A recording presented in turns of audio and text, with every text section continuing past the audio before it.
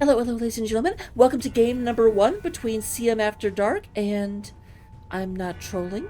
I have to be a little bit quieter, so I'm going to be a little bit more control, a little bit more subsumed than I usually am, because I am in a hotel room right now, and I can't be sitting here doing a like heckin' yell, and just being all like overly excited when there's people sleeping to either side of me.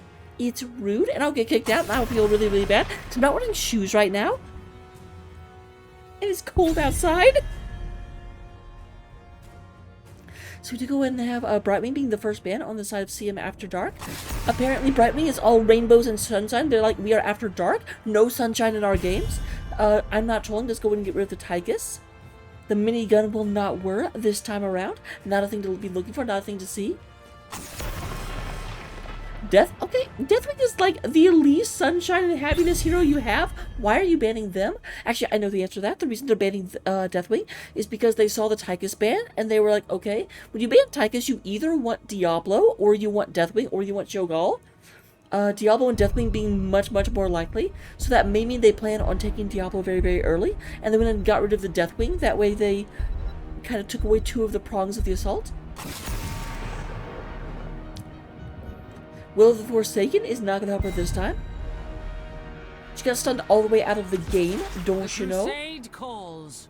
They leave Diablo up. They do go and take Johanna. Johanna, okay against Diablo. I'm here to help.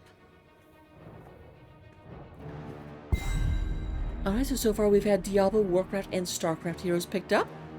If we get Overwatch and Nexus, we'll have the full set, but will we get them all on the same team? That is the question. I always am waiting for that game where the Holy Trumpet happens. I don't think I've seen it yet, or if it happened, I didn't notice it, which means that I'm not a very religious person, because I miss when holy things happen. Victory above all. Alright, there's the Kraken coming out from Death Punisher, and the Gaslow, the Gas Lord. The walking Gravo factory, Gaslow himself. Gravo can be very, very, very effective on this map. We're just going in and fighting over that point, being able to just pull everyone into one single location to just target all of your everything. Super good.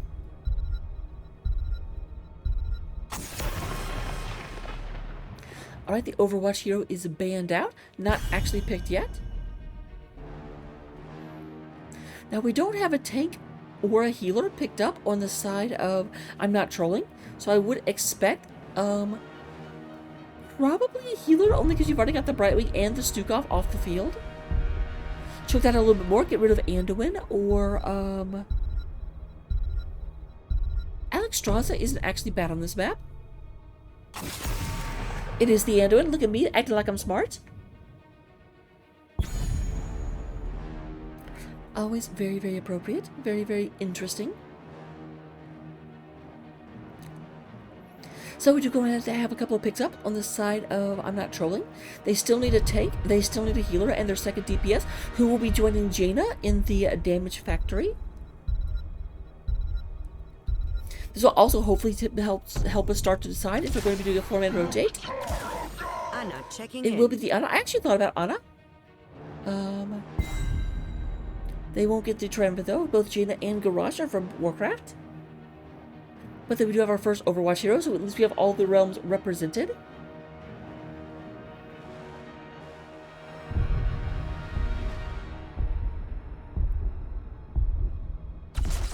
Cheers, love! The cavalry's here! Oh. So close. I got excited when it was Overwatch. I was like, if this is Orphea, we'll be perfect. Or Kira or Vikings, technically. I know I'm the only one that cares about this. You guys are like, can you just actually like talk intelligently instead of just beaming on universes? And the answer is no. No, I can't. If we look at this, we do go ahead and have Blaze into Zagara. Zagara does have kind of a big bulbous body, so that may be a bit... Actually, oh, interesting.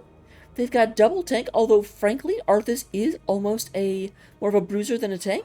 Ice is in chat. It is definitely like perking up at this Arthas Jaina combo. The two of them are such a good combination. As is Raynor. Actually, Raynor didn't get picked up, but being able to damage people when they're slow, when there's so much slow on the team. We'll go ahead and get into the game right now. I'll get predictions up. Don't go anywhere, and be awesome.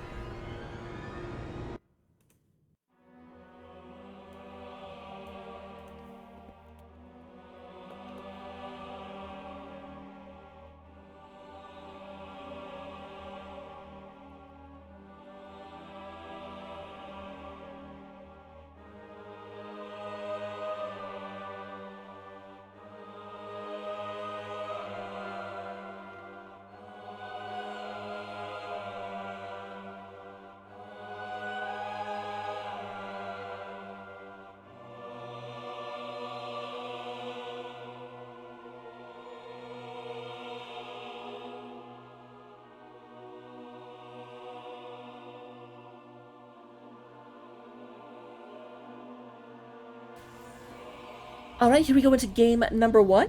Coming in on the side of the blue gates, we do go and have Venus playing the Johanna. We'll have Gazlo being played by Skycake. Could not see that for a second, I don't know why. Aura, the Queen of Discord herself, will go ahead and be playing the Zagzagoom. We do go and have Just the Punisher playing the Stukov. And Tracer will be played by Yonners. They are your blue team. They come out of the blue gate. They are the Centurions of Calamity. I couldn't think of a C word for a second. They are CM After Dark. Meanwhile, on the orange side of the battlefield, we do go ahead and have a Realistic is playing the Ana. Silence X is going to be playing the Arthas. We do go ahead and have Crimson Chin playing the Blaze. Shot Down 007 is going to be playing Garrosh. And then who did I not say?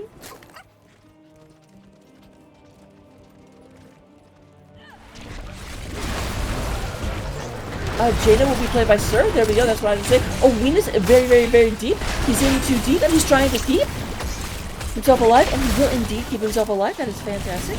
Let me know if the game sounds are too loud. It's looking a little bit high to me.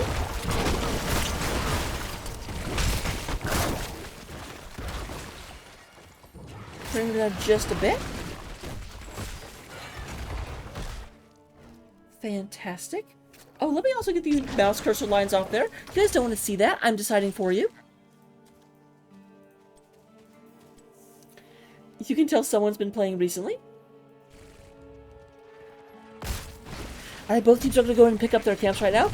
Aura making quick work of that. We did have Venus standing guard, but no one tried to move in on the Zerg Queen herself. Not Kerrigan, the other Zerg Queen.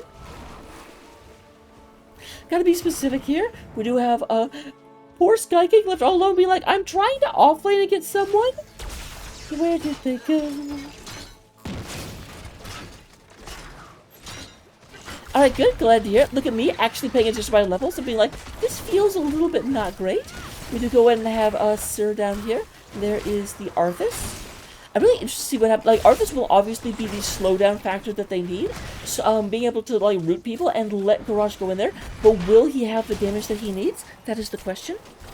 Looking at our level 1 Talons, we do go and have cross presence coming out of the Arthas. It will slow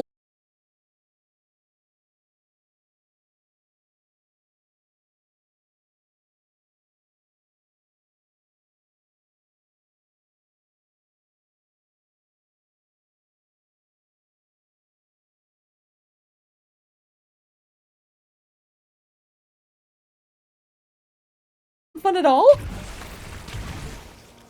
Oh, here comes Line Bus coming with a raid. Hello, hello, raiders. We are in game number 1 between CM After Dark and I'm Not Trolling. We just started. We're at level 5, as you can see. So no deaths have happened so far. Not really a lot of invades. We did have Sir and Shotdown move up here looking at Skycake. Come in from the other side. Break on through from the other side. Oh, a nice sweep from the Ana. There's our first kill. Going to the side of I'm Not Trolling. And they're definitely not trolling. When they're very, very well executed kill. We do go ahead and have the Shaman camp picked up on the side of I'm Not Trolling. That'll be slightly better for them. They actually have Jaina up here to clear this out. I was going to say the Shaman should get into under tower range before the other Shaman comes up to fight it.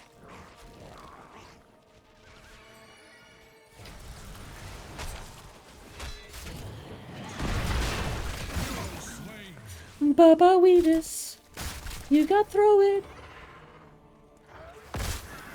So that is the second one. We just did take Loss of Hope at level 1, did not take the Gambit quest.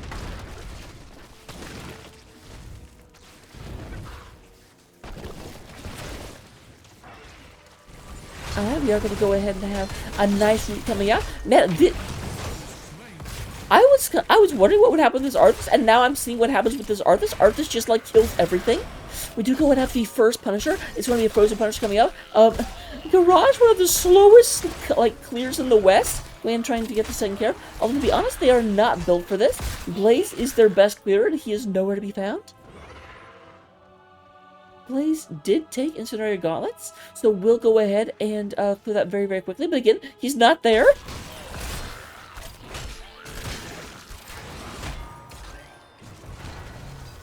There's a Frozen Punisher.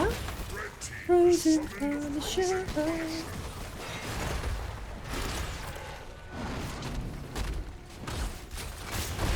A little bit unfortunate for Wheatus. Didn't run out there.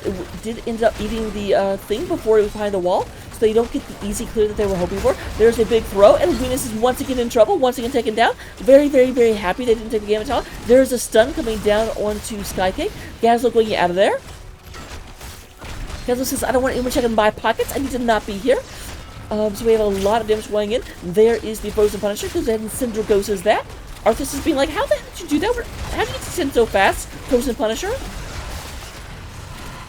Skycake getting slowed down by the Arthas. So it looks like that will get taken down. But you know what? I don't think this fort is long for the world.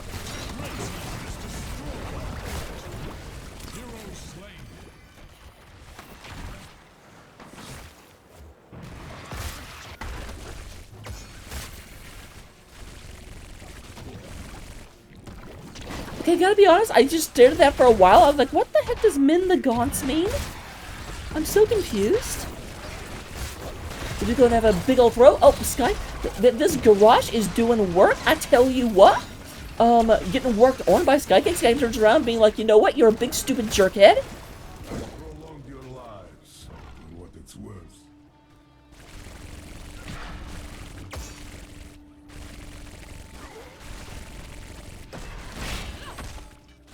Alright, it does look like they are in the area. We are going to pull out from Death Punisher and Wheatus as I'm not trolling. Go ahead and roll in on this bottom camp.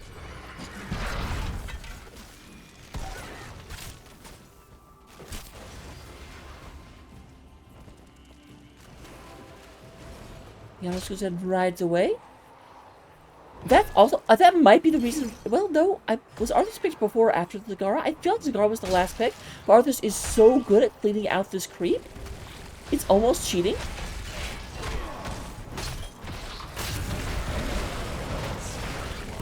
Alright, a lot of damage when Arthas. Silence comes down. We do have Tracer trying to get this done. Tracer on top of Arthas. Tracer gets slowed down anytime she's near Arthas. Goes ahead and slows back. There is a throw. And goodbye, Tracer. Bye-bye, Tracer. Bye-bye, Jaina as well, though. We do have a counter kill. A second kill of the game for CM After Dark. Will we get a third? Skycake is running away. A lot of low health bars near them. Goes ahead and gets a laser through two of them. Trying to go and stay alive, but I don't think this Goblin's long for this world. Bye-bye, Goblin. However, we do have the butt pedal comes down and goes ahead and silences Arthas forever, or at the very least for about 20 seconds.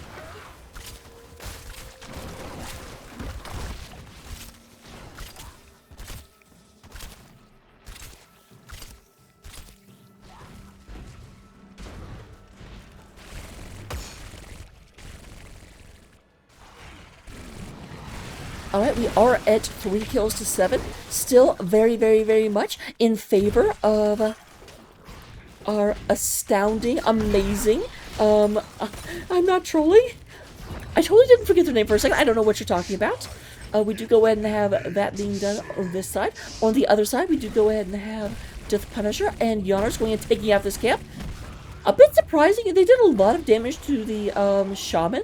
Normally, I've always been told you always clear out the minions first because they don't respawn during the initial camp take and they do more damage than the Shaman himself. A lot of damage. Oh, big, big, big, massive goes in, but there is the pull-in. 2 people caught into the Gazlo bomb. A lot of damage. Actually getting body boxed a little bit. Showdown trying to get out of here. 007 is going to get out. Tomorrow Never Dies indeed, as Hellscream, Garrosh Hellscream, does not go down. Okay, I'm sorry, the Bond, James Bond, does not work nearly as well when you have so many freaking syllables in your name.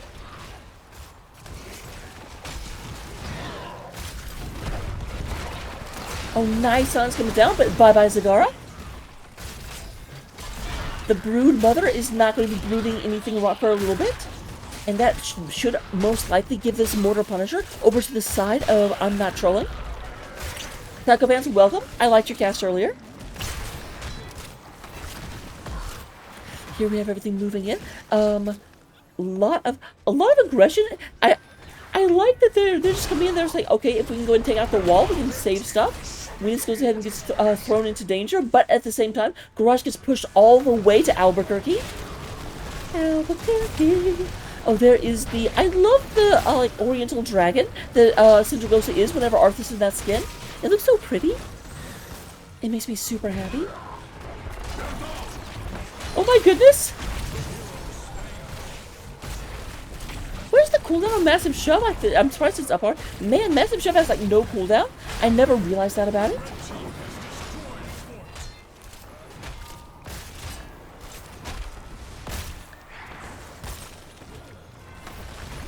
And slamming into this. Bam, bam, bam. Oh, nice, nice, nice. Arthur's coming in. Tracer gets pulled very, very, very low. Giannis has to move back, but he has to be very, very careful. Another leap or another stun, and he is dead first. But once again, Garrosh is just like, Garrosh, can you go stand like somewhere very, very far away? And the answer is yes. Yes, Garrosh can. So, too can Stukov. Stukov is going to take it out by Silent X. I always have to look at that name for a while before my brain translates it from Leak Speak into what it's actually supposed to be. Oh, there is Tracer. Tracer took a bunch of damage. It's going to go ahead and go down. But right now, the attention is on the keep. Can we get the first keep going down? We definitely can. But will we? That is the question. 12 kills to 3 in favor of I'm Not Trolling. Skycake is pulled back.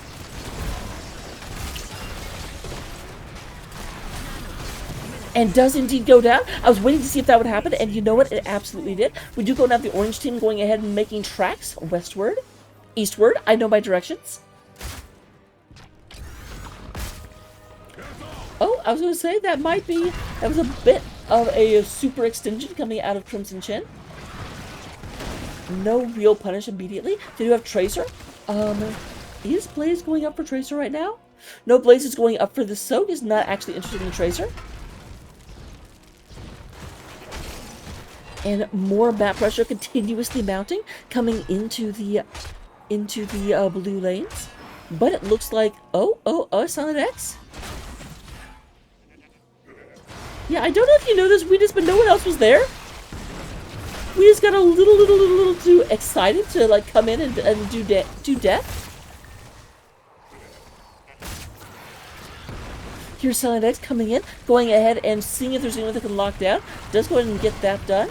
A little bit of healing, not actually necessary. There is the Blaze Charge, does not actually catch the Stukov, but Venus is getting slowed quite a bit. Just going to use Unstoppable, but that will only save them for so long.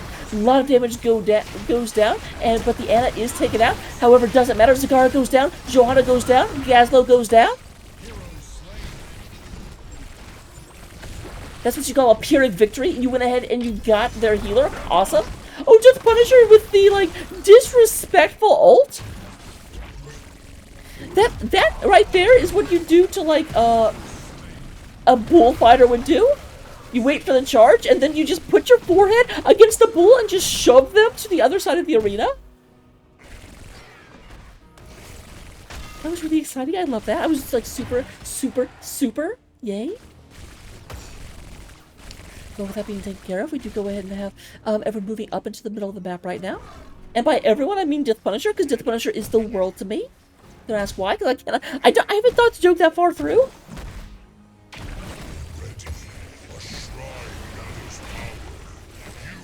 Here's Death Punisher moving through, going and getting this taken out. They have gone ahead and somewhat stabilized. They're at even talent tiers, though their opponents do have a 1 level advantage. Almost 2. It probably will be 2 by the time this shrine activates.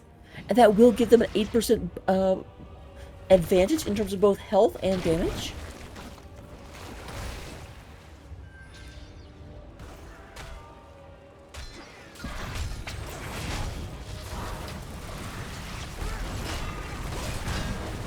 Alright, there's Venus going in. Venus gets thrown into danger. Double stun. There's the, a lot of people into the middle. Super low. Silence comes down in order to try and keep them off. And there's the bunker. Silent X goes ahead and Tracer is actually one that goes down. Silent X manages to survive thanks to a very, very timely bunker. The second they got off of that. However, there's a 3-person stun coming out of the Gazlowe, but it's actually Johanna that goes down. We do go ahead and have the Garrosh eventually going down. Silent X very, very low, going straight into the middle, but the rest of the team did get zoned out. However, Gazlowe goes down. It's actually 3-2-1 in favor of I'm Not Trolling, and they are looking to get this Arcane Punisher and walk it straight into keep.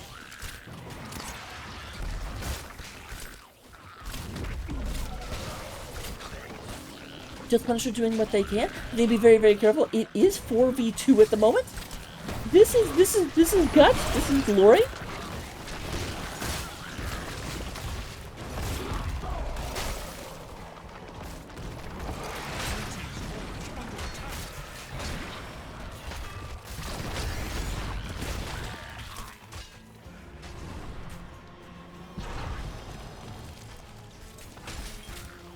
Bye-bye, Legion's core. And I say that now in response to it being under attack, but I also say it because this is going to be a very, very difficult push coming forward. Garrosh is almost back. They do have a momentary advantage because all of their people are back. Garrosh is just now respawning. So if they want to take an advantage and take a fight, they need to do it right now, before Garrosh can arrive.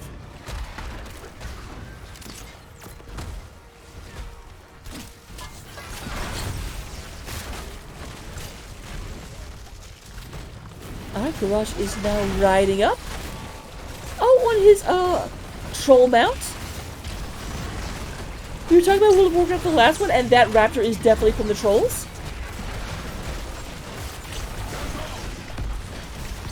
It's a good thing he's not riding a Kodo Beast, because I gotta tell you, after killing the war chief, or the leader of the, Tauren, where riding a Kodo would just be disrespectful. A lot of damage comes down. We do go ahead and have a massive, massive influx of damage. We are on core. The Punisher is going ahead. The shields are scratched, but are still holding for now. But as I say that, shields are gone through. The Punisher is down. A lot of damage come in. We do go ahead and Blaze super, super low. Silence comes down. But once again, Tracer is gone. Venus is not going to get out of here as Deathmate comes through. And a little bit of damage onto Skykick. There is Crimson going through. Does not catch anyone. Skykick will not get out. Sir goes in and gets caught. There is the massive shove. Might have actually saved Sir life, but you know what? It does not matter, as we do have the camp pushing forward, the catapult pushing forward, and the core goes down. Game number 1 goes in favor of I'm Not Trolling.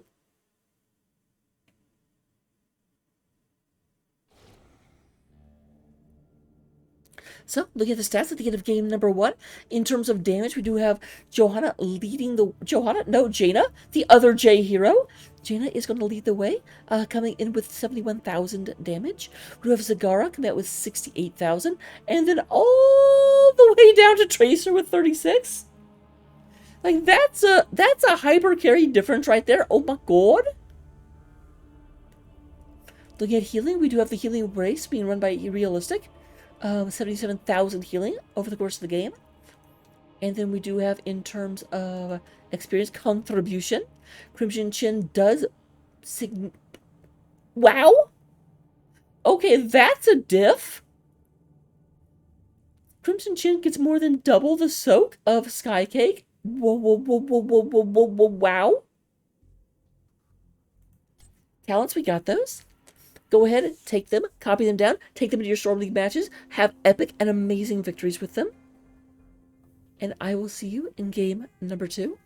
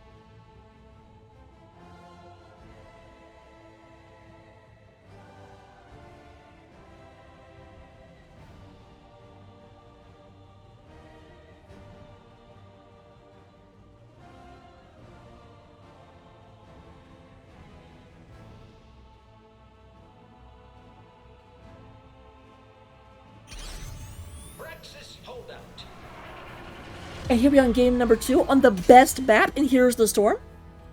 Welcome everyone to a Baraxis Holdout.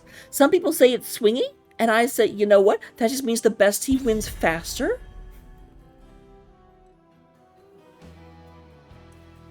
So we do go and have first pick and first ban going to the side of I'm Not Trolling, which does mean that CM After Dark decided to give me a present. I appreciate your weenus.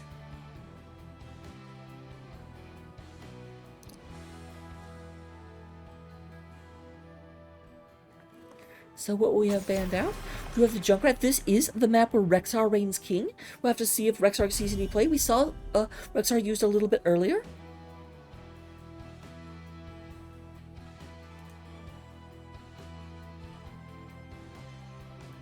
We'll have to see if they make a repeat appearance. Other heroes, actually Morales is surprisingly good on this map. I still don't think we'll see her banned or picked, but Morales, one of the big problems she has is that she's a little bit too like jumpable, but the distance between the like bottom gate and the objective is so small, Morales can basically stand at the gate and still heal. We're going to have Dahaka being banned out, as is the Sylvanas. All the evil heroes being taken out. I mean, I don't know if the Junkrat is an evil hero, but he's a demolitions expert. You don't make good blow uppy people. It's not a trope that exists.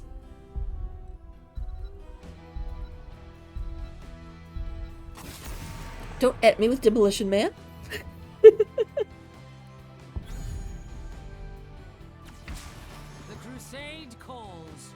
The Crusade does call Johanna.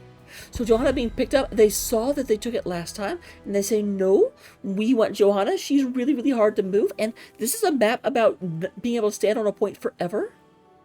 Forever, ever.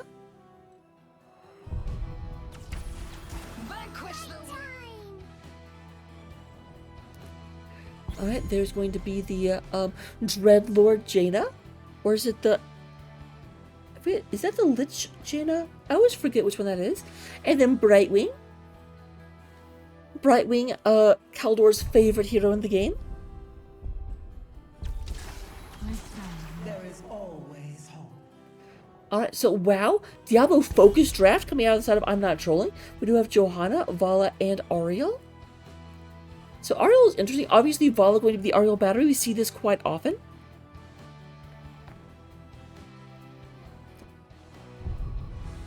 But they're really putting a lot of faith in this. Here's the thing. Here's one of the reasons why Baraxis is so good to pick. Because as you can see, the last pick will be going to the side of CM After Dark. And because the offlane is so important to win in the actual fight, not just to like be able to safely soak, being able to pick your offlaner last really, really helps.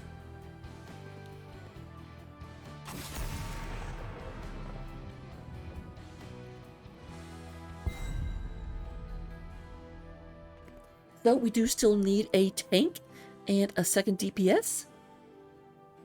They did take out Varian. Johanna's already picked up. Is that main tank Blaze? I mean, Venus did pick it up. Venus is typically the tank on their team. Hello, Mastermind. Thank you very much for tuning in. We are on a 30-second delay, fair warning. So we'll take me a little bit to respond to chat. We are right now in game number 2 between CM After Dark and I'm Not Trolling. There is Tracer coming out for Yonars one more time. One more time. Let's save some lives. The Diablo draft is ruined. Double support coming out here. Does that mean we have an offlane? Like, both Ariel and Morales seem like they would be terrible in the offlane. What is going on here?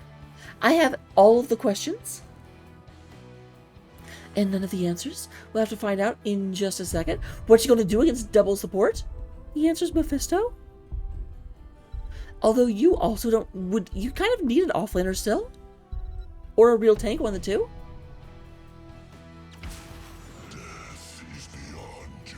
Not the offlaner I was expecting, although that may be specifically in a response to thinking that they're going to go with 3-2 setup.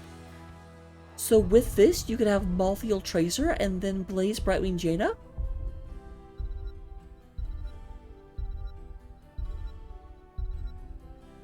Yeah, and then, yeah, Vala Aria offlane. So, interesting. But here we go into the game. I'll go and get the predictions up. Don't go anywhere. Put your money where your mouth is, and I will see you in just a second.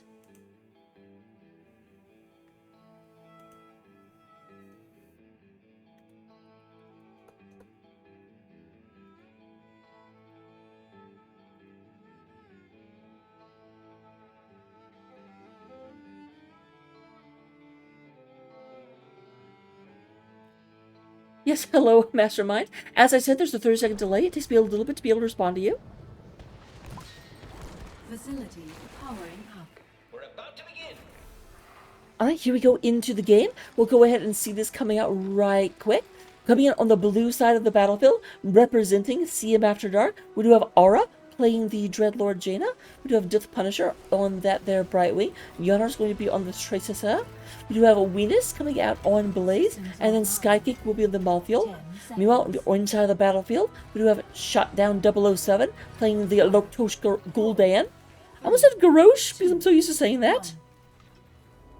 Gates open. We do have Real Tastic on the Ariel, and then Silent X will be playing Johanna. So the Vala separating from the Ariel, interesting. Crimson Chin will be on the Morales, that's her name. And then Sir is going to be playing the Vala. A lot of damage onto Tracer. They are your orange team. They are the Tenacity of Terror. They are, I'm not trolling. They are running into a 5-stack.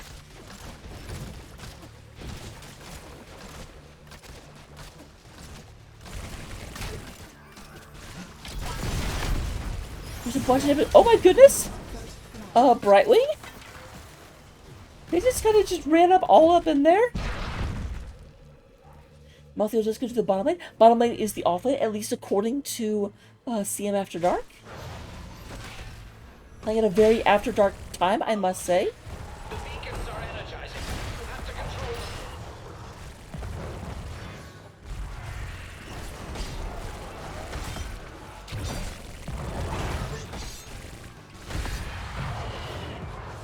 Alright, so here's the thing. They only have Brightwing going between the lanes. So this is I'm surprised Tracer's going out so far out in the lane, to be completely honest, because she's going to struggle with that for sure. Like, she has no healer nearby, so I don't know what she's planning on doing. Activated. Control them. Let this work. You do go and have the camp being picked up. No camp answering. Instead, they're just going to go in. They're actually, this is not a bad idea. They say we don't want the camp just yet. They don't actually get the walls down. That's a bit of an oof.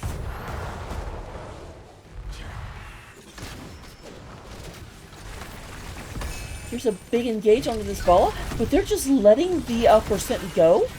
No one's standing on the point. Okay, we do have Death Punisher finally going back in order to stop that channel. They got up to 46% before it stopped.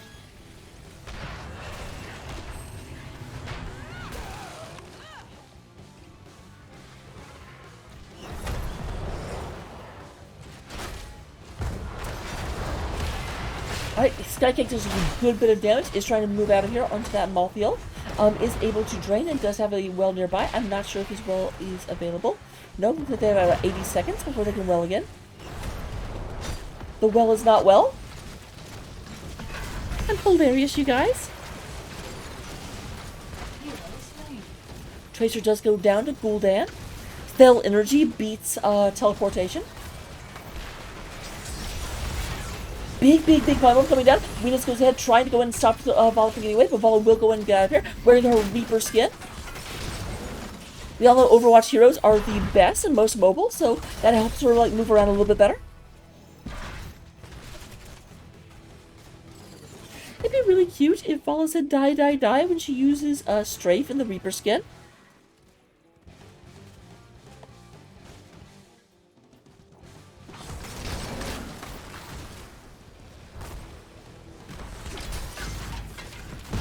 Man, Sir's super good at just avoiding situations where they would take, like, just great jukes coming out of here. I'm very impressed. And we do go to CM After Dark, goes ahead and channels both beacons. There is a fight down here over bottom. Gul'dan getting on top of by Skycake. But Skycake has to move back. Super, super low damage.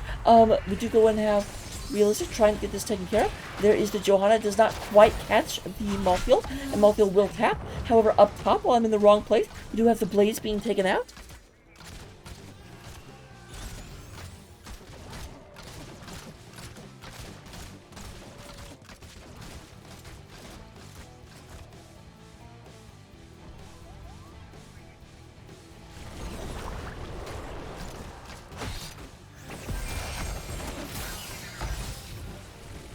Alright, Yawner's very, very low. They are recapturing bottom. Their opponents got to 98%. It looks like they're like, okay, if you want to give us a Zerg wave in order to take bottom fort, we'll just take bottom fort.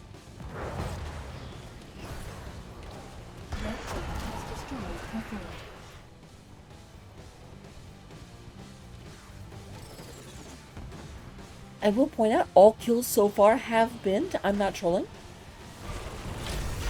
But as I say that, that may stop being true. Johanna's taking a huge amount of damage, but no, she will go and get out. But what about Gul'dan? Gul'dan, will you... The heck?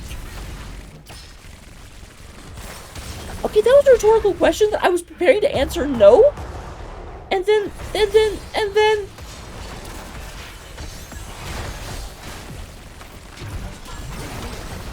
Gul'dan finally goes down. They can be killed. They can be beaten. And Jaina gets the double kill, taking out the Angel of Hope as well.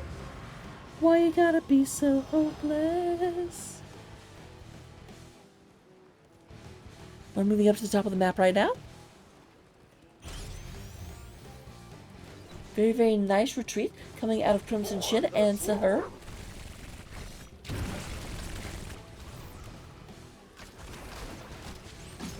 Alright, we do go and have big son of the Morales. Morales in a lot of trouble and just gets absolutely popped like a pimple. Be careful running into that, especially into this. It is 4 versus 5 right now. The Malthael is still in the area. No one has level 10 yet. And they're just waiting to move in on this. Nice double stun coming from Wheatus. This is their chance for vengeance. Starts like a huge bit of damage. Will get out for the time being, but the camp is taken by the side of CM After Dark.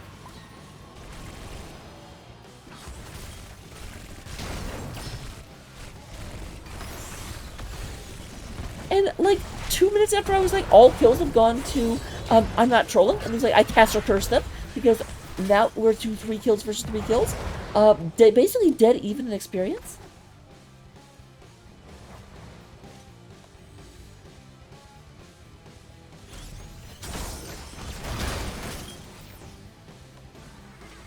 Oh my god, 98 to 98? I've never seen it stall at 98 to 98.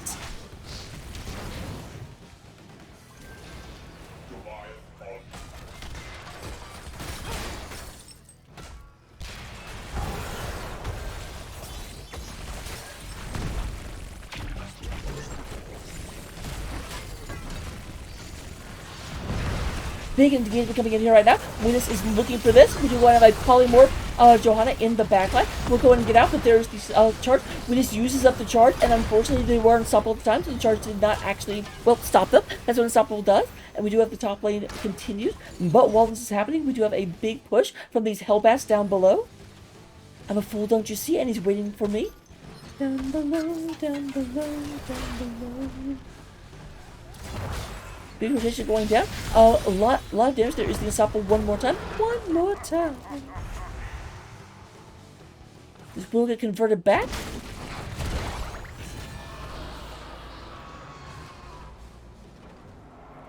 And we have 100% to 100%. It stayed there so long that they're like, just give them both everything.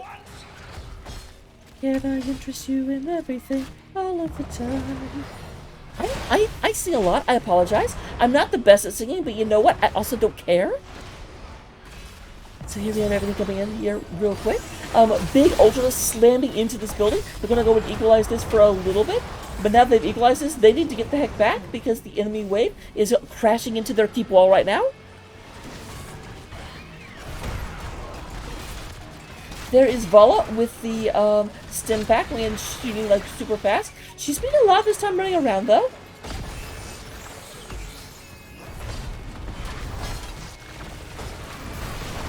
We do have level 10 ults up and available. We do have Combustion coming out of the Blaze. Last rites on that Malthael, Blink Heal, Pulse Rounds, and a Ring of Frost.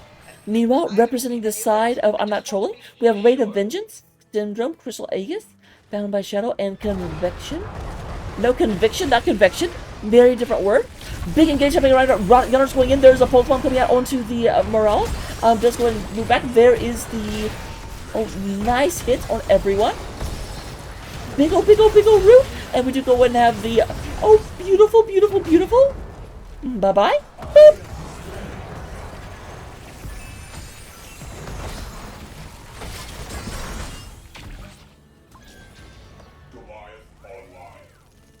And with that, we go ahead and have a big push happening to the bottom lane. Right now, the lanes are equalized. There is 1-4 down for each team, but that may not be true for very much longer. Big damage coming out. Big damage, no whammy, stop. The Archangel's going to move out. It is also going bottom lane. They did go and clean out what they could. I'm a bit surprised they're just waiting here for some reason. Like, I support the Archangel. What are you doing?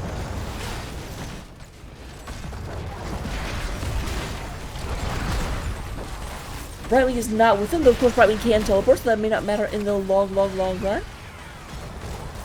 If you go ahead and use the stim drone onto the Valhalla, and do manage to save their fort. Looks like the beacons are reactivating.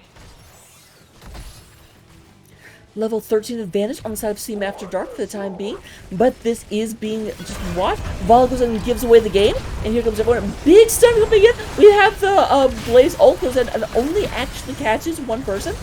There was, I believe I saw, we can go and have the last rites come out. Reading the last rites to Ariel, that's gonna be Malthael and Ariel last rites, and that is a triple kill. So I have Seam After Dark, but they're not done yet. As silence goes down, and only Crimson Chin lives to tell the tale.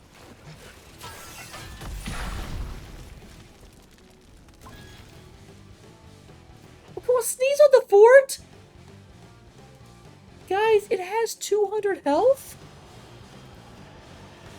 To the Punisher? I'm just saying.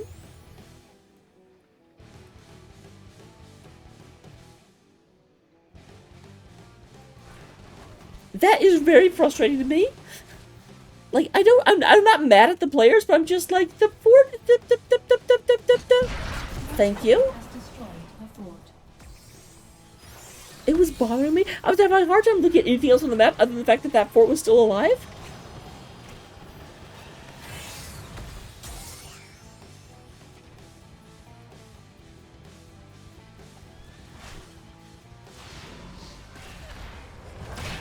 A little bit of everything all of the time. Alright, with that being taken care of, we do go ahead and have Yanners moving in. Does go ahead and nicely avoid the damage, and is being on top of Gul'dan. Gul'dan is going to have a hard time with this. We do have realistic moves up there, but here's a full 3-on-3, and the other two are coming from below. There's the slowing combustion. The Aegis comes out, goes ahead and tries to keep them alive, but there's nothing going to save this Ariel. As Ariel goes down, big old stun coming down onto Gul'dan, and Gul'dan going to go down one more time. There's the last rites. Goodbye, Johanna. Your shield means nothing against percent damage. Last Rise is up to 3 stacks, and there goes the first keep of the game.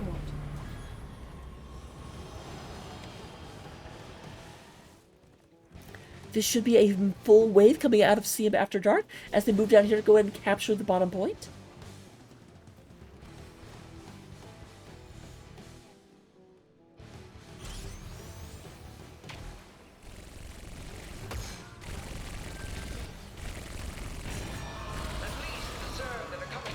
Alright, here come the Zerg.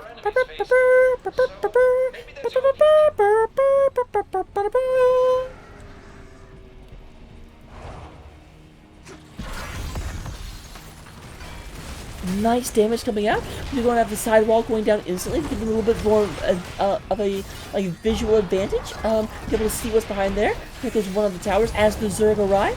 Banelings will not waste their hits on that tower because that tower is already gone.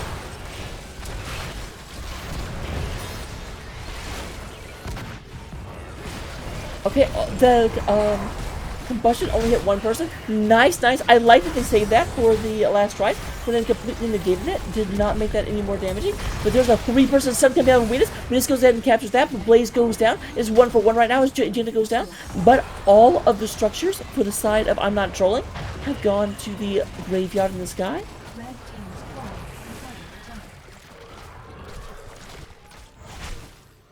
Sage Core's under attack. They're lying though.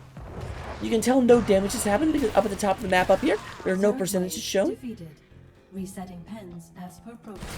Those percentages only come up when someone deals damage to the core.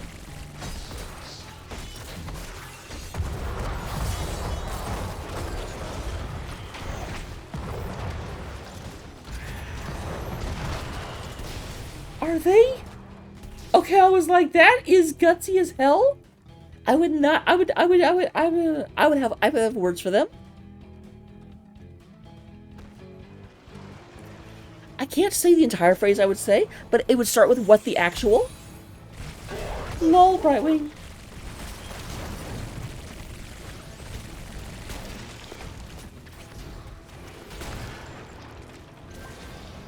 Let's give him hell.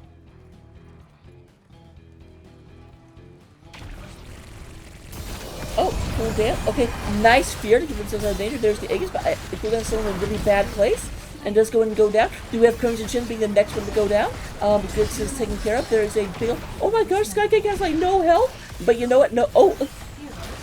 Sounds like I want to flashlight you to death, but it won't happen. And only Johanna is left to try and keep the team alive. Red team's Keep their hopes alive. But you know what? They still have a game 3.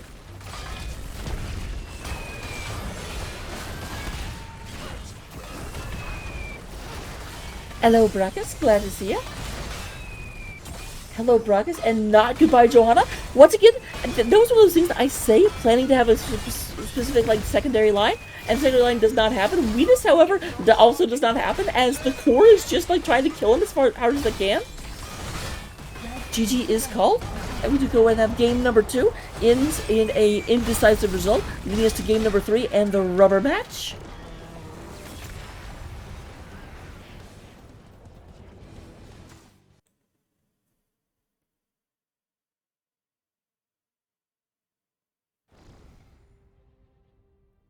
So, looking at the stats at the end of game number 2, in terms of damage, much more even damage than what we saw last time. Gul'dan and Vala do lead the way with 48 and 46,000, representing, I'm Not Trolling. Yoners does come out with 45,000 on the side of CM After Dark. Healing-wise, well, the solo healer did, out-heal the duels, but that's because the duels were probably taking talents to not emphasize healing as much because there's 2 of them. So, not as much of something to really look at. And then, the experience-wise, we have Jaina leading the way, followed by Brightwing. Brightwing, of course, being left in those side lanes in order to pick up as much as they can before she teleports in. Talents, here they are. Neither team actually made it to level 20, so I can't show you the entire talent tree.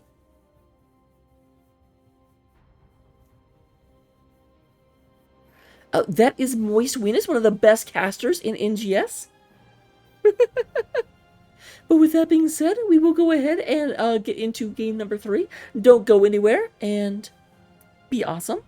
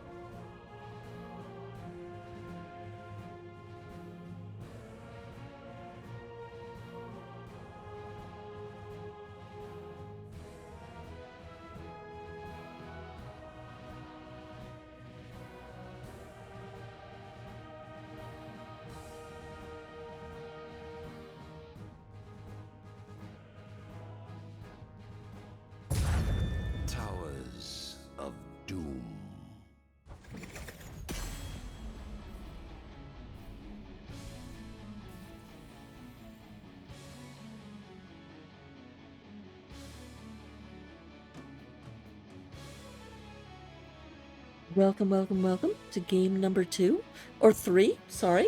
Game number 3 of the series. Winner of this takes everything.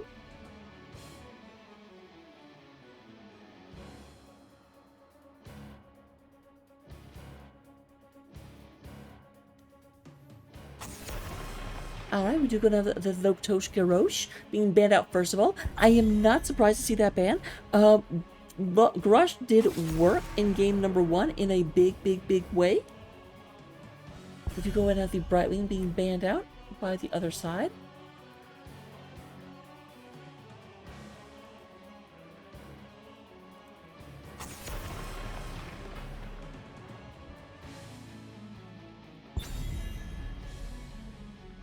There is the Deheken Dahaka coming out, being a trout.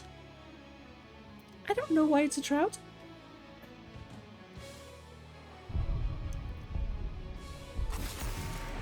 And there is the Blaze. So, these are all heroes we won't see. A lot of emphasis on the offlaner. Obviously, generally speaking, the offlaner is just the double soak king. Leoric has not been picked up yet, nor has Zul. They're probably the fastest double soakers that exist. Sonya and Diva also available, also able to double soak. And of course, Vikings are always a threat. Vanquish the weak. But none of them being picked up just yet. We have the Jaina being locked in early.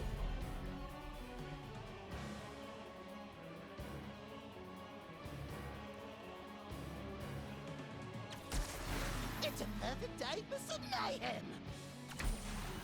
For the Alliance above all.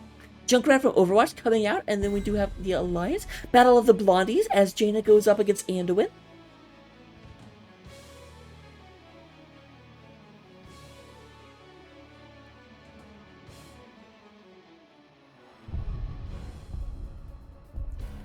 So, who will we see? You've got Jaina so far.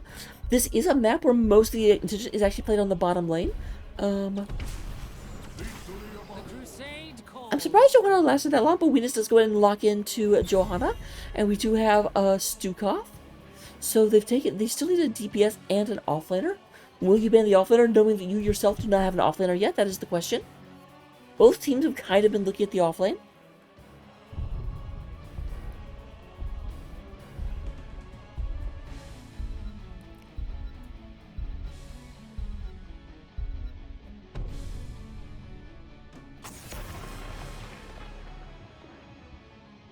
It does look like their overall strategy was to say, okay, what offlaner do they like that we don't play at all? They don't want to take away any more double soakers. Gaslow can double soak, but he has to wait until 7 to do it.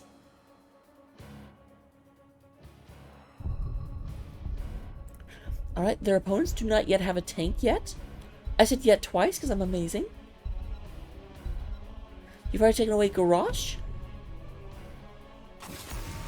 They do go and get rid of another tank. The Beetle is gone.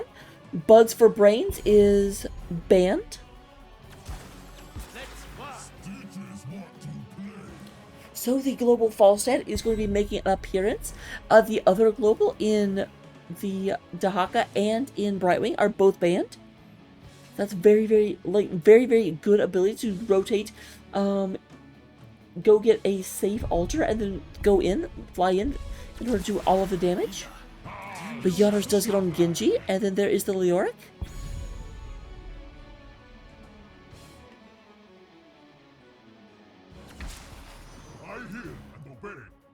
Interesting. So we'll have Samuro trying to double soak. Samuro, I think, can double soak. He's not the best at it. He won't do it as fast as Leoric.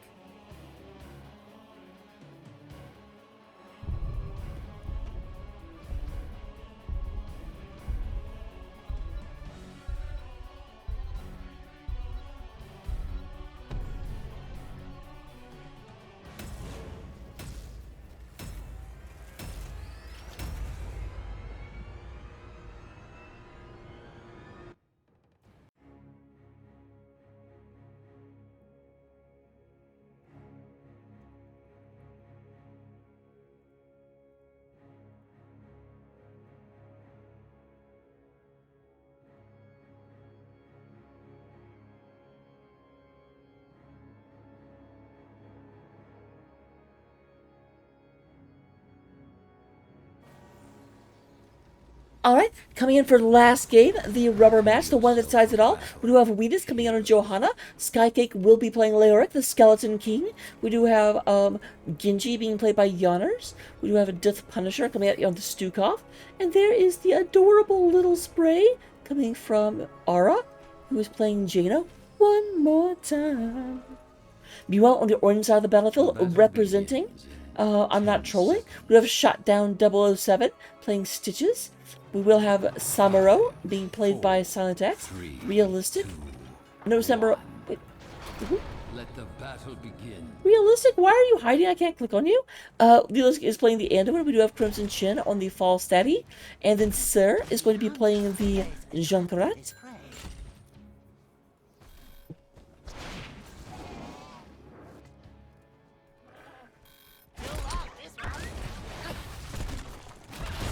Alright.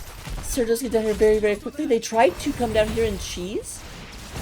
We're not quite able to do it, but they did get a lot of damage. Look at how much the gears and innards of this poor tower are showing. I'm surprised it's even still running. Leoric and Samuro going up to top. Skycake did take some damage. That looks like Ocean Renewal, bringing them back online. No, failed to do that. I guess that's actually a tap.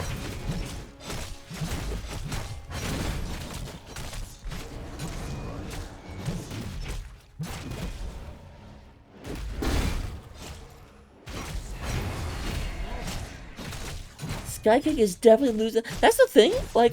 The advantage that Leoric has here is that he out-doubles soaks Samuro. If he actually stays here and tries to fight Samuro heads up, that's a losing proposition. For sure, for sure, for sure.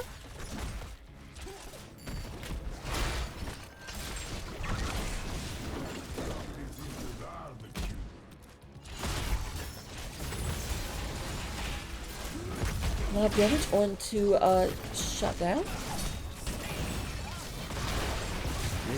That was just unfortunate timing. Genji just used his parry, so obviously did not have it available, and then just all the damage came together.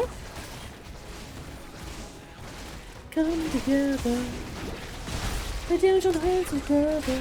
Everybody get together.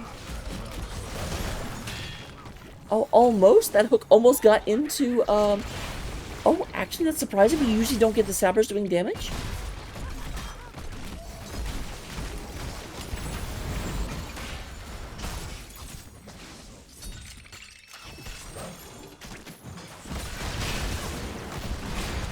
Yes, this is Junkrat parrying so good because Junkrat has a lot of ways to stun people for just a second and Stitches get the hook, or when Stitches hits Gorge, he can just drop them onto a Junkrat trap.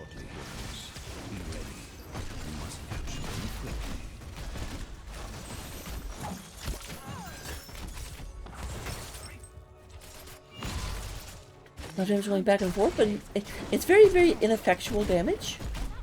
None of this is enough that Stukov is really going to struggle to heal it up.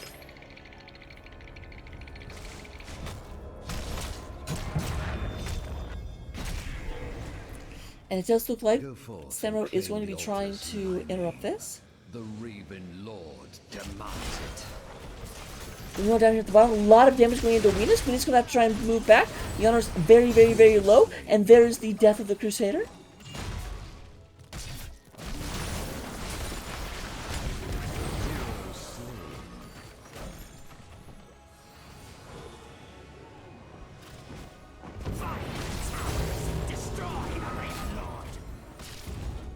And there we have this, because there's Falstad going immediately up to the top. There's another couple of shots.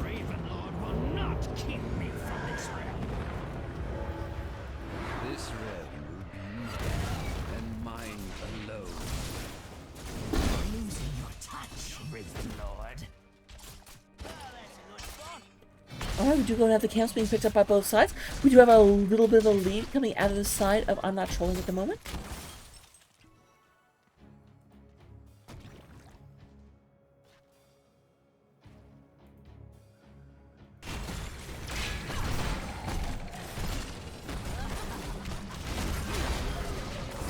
Right, a lot of damage on that Sonic's doing a lot, and we do go and have a kill onto Stitches. Stitches can die.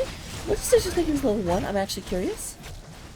Did take Hungry for more, So is slowly over the course of the game increasing his max health. That's what makes this very, very, very durable. Much, much, much later.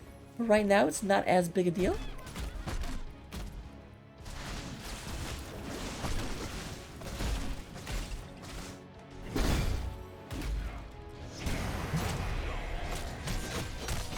Here's the thing, as we make clones, he instantly breaks that.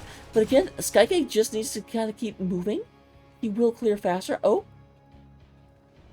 And the juke. There comes the Headless Horseman coming down. Rise from the depths.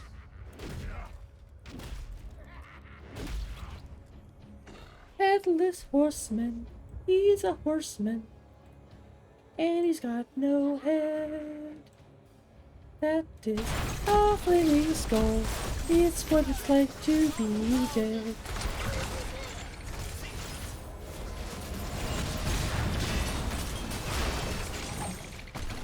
Take the altars and put an end to that great keeper. Scene is fine.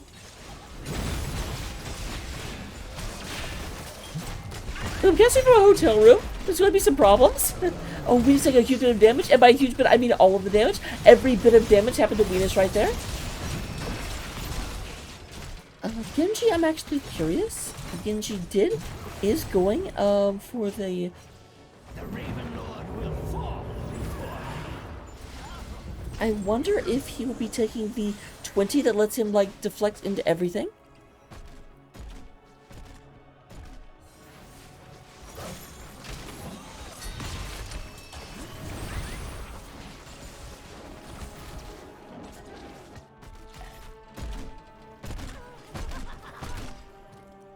Oh, it is so hot in here. I can't leave the game to turn it down, though.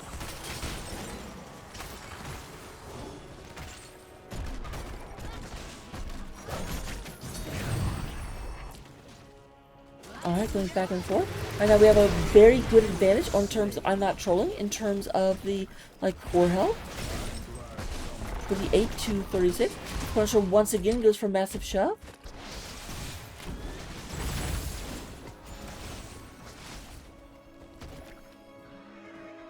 Alright, Samurai does kind of stop with double soaking for a second. Let's go ahead and take these.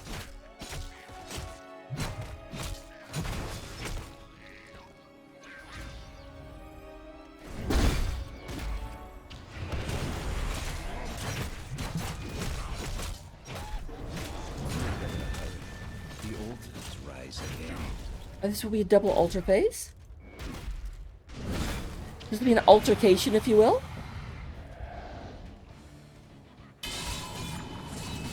There's the Blade Storm. Now the thing is, Blade Storm will always let him know which Samurai is the right one. And by always, I mean up until 20.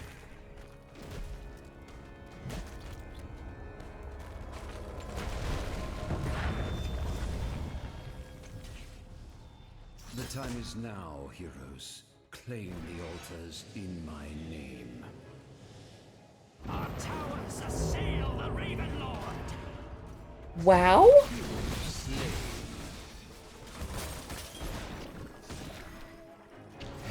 That was not what you wanted there at all. Like, the Leo ended up going aggressive. The Samurai wasn't there. So now CM After Dark is down to 20 core health. Not at all what you're looking for. Would you go down Sonic X going ahead and getting Whirlwind going underway? Would you go and have the Invade coming from I'm Not Trolling, taking their opponent's Sapper camps, and looking to ride these Sappers straight into their opponent's, I think they're still a fort. I don't think they've upgraded yet.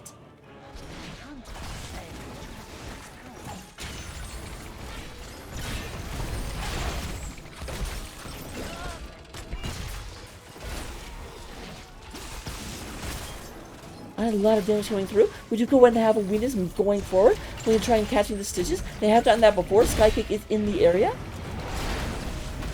There is a N2, but that's not who you want from N2. And once again, there goes Johanna.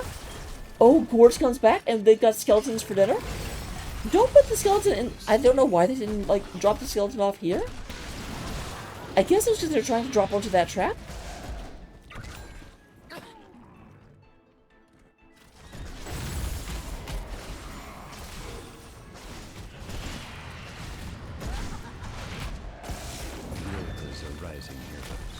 Do it ready. Red team has destroyed a fort. All right, so we do have the fort. This with the fort down, this could be 10 shots. If both of these are picked up by, I'm not trolling, they could drop their opponent's core to 10 health.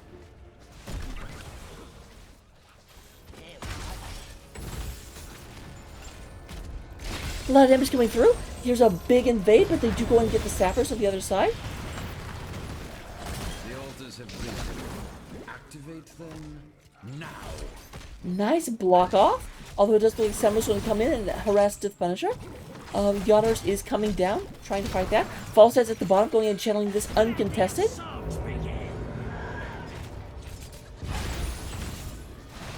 Oh my, poor Death Punisher. They need to stop trying to channel this while they're actively engaged in combat. There's the Dragon Blade. Comes out, but no real advantage.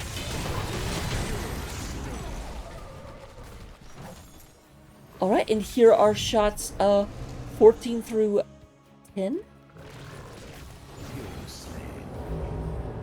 Show the Raven Lord the extent of my power.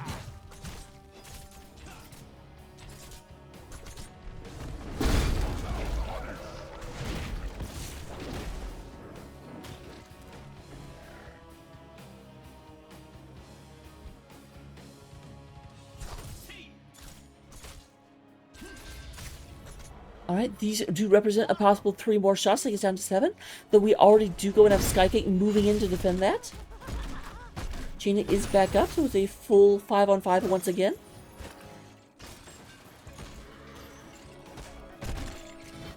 That being said, we do have Skygate move forward. Oh, and I'm getting a hotel lag, sorry about that. That's the problem with casting from a hotel. We do go and have Genji being taken out by the Falstad in the middle. They are moving in to potentially try and 6-cap. Nice unstoppable from Wiz, goes in and completely negates that hook. Hook does not get anything done. We have realistic going in, knocking in some healing, trying to keep their people alive. But in the middle, we do have the 6th tower going down, 5th tower going down. Heroes, I have opened a tunnel near our core that leads to the battleground center. Use it well. What? I mean, I've opened my tunnel as well. Heroes slain. Oh, nice. There's the ploy, and oh my gosh, that munch from the stitches, it just healed him for like 10% to 40%. That's a big knob. Also, this is a problem. Lay claim to the altars. Do not disappoint. The red team has destroyed a fort. Blue team has destroyed a fort. GG is called, and GG indeed. With that, we do go to game number 3, and the match going inside of I'm Not Trolling, managing to 6-cap in the last seconds, and then the triple alter phase happened. They would have, I think, gotten all 3 of them, but almost assuredly. So, very, very, very well played by I'm Not Trolling. Let me go and see if I can get an interview going. 1 moment.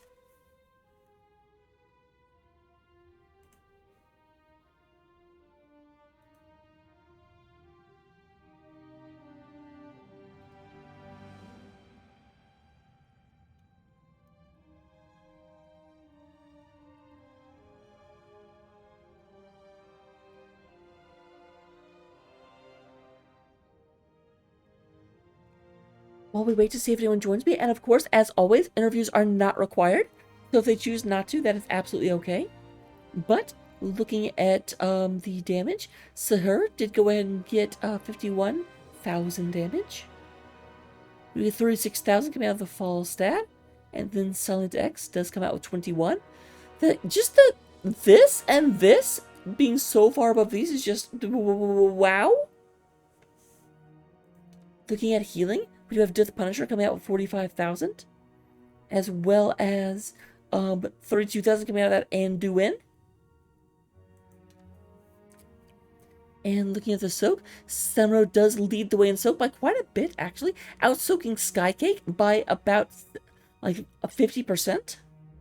Very, very, very well played. Talent-wise, we do go ahead and have New York does go with Fealty unto Death. The extra slow and willing vessel was going into the speed build, and it does look like I am joined by Shot Down. Hello, hello. Hello. First of all, How's it going? it's going very, very well. How are you doing? Doing not bad. Doing not bad. I mean, obviously, can't be too upset to win. Yeah, I'm happy. The middle match was a little rough, but we pulled it out in the end, so I'm happy. So yeah, actually, let's start with the last match, because that's coming off of the middle match. What did you guys do? Because without meaning any offense, they kind of, they just dominated the middle match from start to finish. So what did you do to reset before you came into that last match? The last match, it was just a well drafting, because we had some comps in mind beforehand. And this one in particular, we really wanted to try something here that I don't think we've tried before this season. So, as you can see, it worked out as we had hoped, or actually even better than we hoped. And yeah, we're really happy with it. So, and the draft really helped because Samuro top against Leo, that really helped. We had the Stitches pick, which we were really hoping was not going to get banned, so we're really happy about that. Everything just kind of, we really were happy with the draft, so we were just executed on our plan, and in the end, we pulled it out. So I do have to ask, when you get to Towers of Doom, it was interesting in that, so it looked like your plan overall was to get all of the globals banned, and then take the only one that was left, because you got Falstad very, very, very early. Was that specifically because I noticed the Samuro kept engaging instead of trading the dual tops? Was that just so Falstad could fly in and get the other one? Yeah, sort of. It was just also for just flexibility sake, and it fit well with the comp. So and we had in mind who we were going to pick as a backup in case we didn't, but again, thankfully it kind of worked out for what we wanted. But yeah, that's kind of what we're leaning towards. So it's kind of, again, we had a plan. Thankfully, the bans were in line, banning the Garrosh and the Doggo, which I was sad about personally, but it worked out for what we wanted. So. Oh, fantastic. Going back to look at that middle game for just a little bit, and I promise we won't spend very long on it. But yeah, no worries. The big question I do, because it seemed very much like they were rotating super, super, super aggressively, and it almost felt like they started off by putting you onto the back foot by having the 5-man up top. Was that just not something you've run into often, or? The second game, we were kind of trying something really weird. We wanted to try to do a split game, where, and we very quickly realized that on a 2-lane map, it wasn't going to work very well. Where we just put pressure on both lanes. Whatever lane they rotate to, we fall back, and the other lane is able to push. But with it being a 2-lane map, it didn't work as well as we had hoped. And also too, there were times where we could make the 5-team fight work, but unfortunately, it requires that if 2 or more of us got caught in the blaze stun, we were almost guaranteed dead. So there was a lot going against us in that comp, unfortunately. So plan didn't go as well as 1 and 3, but that's okay. The other question I have to say, because I was having a lot of fun looking at that, because you kind of almost set up with a weird love triangle for Ariel, where 2 of her absolute favorite crown targets are vying for her. I know we all just immediately was like, okay, so we're going to have Ariel and Vala in the top lane, and then Gul'dan shows up and is like, nope. Yeah, that was part of the weirdness of that comp. We wanted 2 healers so that both lanes could be sustained, and they could just, if they need to fall back and defend, they could do that, and they could still poke. And there was one point where we were thinking about swapping the 2, but again, it more came so down to that we were having a rough time with the splitting, because there was a point where we eventually grouped up, but we realized very quickly we should have just stayed split and tried to force them to keep splitting. But they kind of just stayed grouped up, because they very quickly learned, which was good on them, that they win the grouped up fight. And we were trying to split them up, but it wasn't working so well in our favor. So, going back to game number 1, the big question I have for this one is it was very strange, because you had a really, really good comp for killing them, but not a very good comp for actually getting the objective. The best shrine clear you had was Blaze, and I swear I kept seeing Blaze in the off lane getting soaked, even though he's like the only one on your team that can actually clear with any speed at all. Yeah, well, so for while it wasn't great for getting the objective, as long as we were able to get picks, we weren't too worried about it. Which every time there was an objective, we were able to get the picks. We were able to put pressure on them on the like outside the objective or even in the objective. So in that case, it kind of worked in our favor. Yeah, because it was very slow to get objectives. But as long as we got like a pick or two, and we had enough people that could pressure them if they try to get near, so they couldn't even poke, we were a-okay. So. All right, and then the last question is I ask everyone a variant of this. Can you tell me where the name "I'm Not Trolling" comes from? Well, we it's funny. We had a whole list of names because we had a previous name that we were it was kind of like a meme name that from our nickname from our friend. And we're like, okay, we should probably get a real like team name. So we just had a whole list that we put together, like 10 different names. And this was one that we just kind of were like, you know what? Team Int, because we just liked how Team Int sound, and it was kind of a funny name. So we just, no, unfortunately, not too much thinking went into it. Besides, just it sounds fun. I mean, that's some of the best names. You're just like, hey, I think I've heard almost the same story from things like Team Greg. So... Yeah, that's the fun part. It's like it's nothing exact purpose. It's just a fun name that we liked, so we went with it. Well, fantastic. That's all the questions I had for you. Let me go and turn it over to you for any shout outs you might want to give. Well, shout out to you thank you for casting. We very much appreciate it because we us in Div A, we don't get casted too much, so we very much appreciate it. Cast or shout out to the rest of my team. Good job, guys. I'm proud of you. And also to CM After Dark. That was a ton of fun. And yeah, GG's, and that was awesome. So actually, I lied. I do have one more question for you. Oh, sure. I believe this is the last match of your season before the playoffs. And yes. Needless to say, you're making playoffs, being the first seed. Yeah, yes, we are, yeah. Is there one team of the ones you're likely to face that you are particularly worried about? I can't say for sure, because we've had matches where our first match we did really good, and the second match we did really bad, or vice versa, where first match we did really bad and really good. So it honestly, all the teams I think that are in the top, I think, are going to be fair opponents. So I don't know if I could say one in particular. I don't know. But nonetheless, I'm looking forward to it. I think they're all going to be good opponents, so I'm very excited for it. Definitely looking inside as well. I will try and cast you. It's tough. The problem is a lot of the casters like me are not that highly ranked, and I'm like, I don't know if I can cast the really good players.